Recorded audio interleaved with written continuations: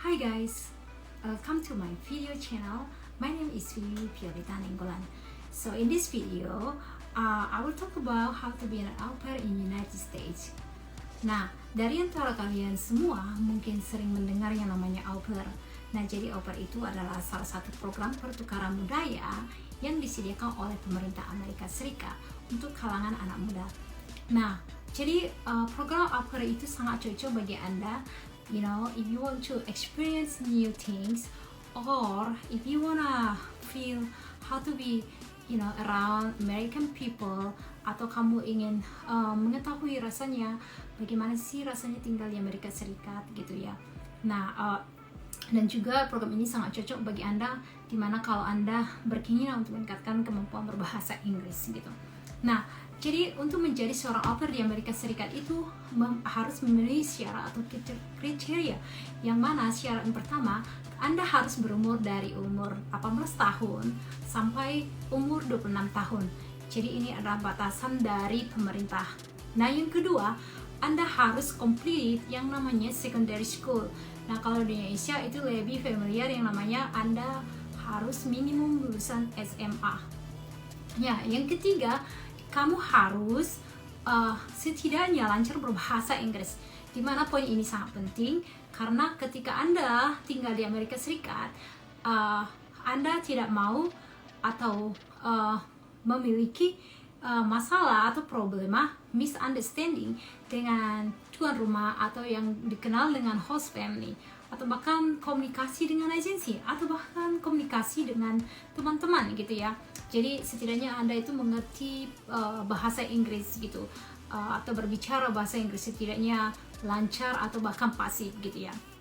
Nah, yang selanjutnya itu Anda harus memenuhi atau menyediakan yang namanya criminal record, di mana ini lebih dikenal dengan yang namanya SKCK. Jadi ini berfungsi untuk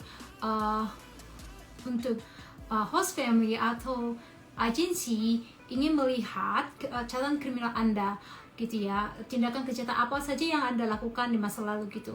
Jadi mereka nggak mau ya merekrut Anda atau meng-hire Anda kalau contohnya Anda seorang serial killer gitu ya. Just kidding, ya, tapi that's true. Jadi kita tuh harus benar-benar bersih dari criminal record gitu ya, karena itu akan sangat susah gitu. Nah, yang ketiga itu Anda harus menyediakan yang namanya surat keterangan sehat dari dokter. Contohnya kamu bisa mendapatkan surat ini dari klinik.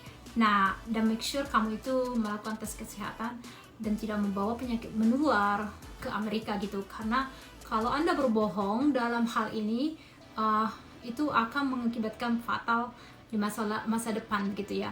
Nah, jadi make sure you meet this criteria. Yang selanjutnya itu kamu harus menyediakan 3 referensi yang berkaitan dengan pekerjaan gitu ya. Nah, yang pertama, saya kasih tips, kamu harus menyediakan salah satu dari ketiga referensi ini atau surat rekomendasi harus berhubungan dengan yang namanya children, atau kamu punya experience atau pengalaman di bagian pengasuhan anak gitu ya. Nah, ini bisa kamu dapat, contohnya kamu bukan orang yang kerjanya di bagian anak gitu ya. Contohnya mungkin di masa lalu, atau kamu punya pengalaman bagian volunteer gitu dulunya di bagian panti asuhan, yayasan, atau mungkin di bagian gereja gitu ya. Jadi bisa kamu sertakan surat rekomendasi dari institusi ini. Nah, yang kedua, kamu bisa dapat surat rekomendasi dari bos kamu atau manajer atau siapapun itu dari perusahaan yang kamu bekerja saat ini gitu. Yang ketiga, kamu bisa dapat surat rekomendasi dari seorang teman dekat kamu gitu. Nah, jadi menurut saya it's really important, this is just general requirements. Ini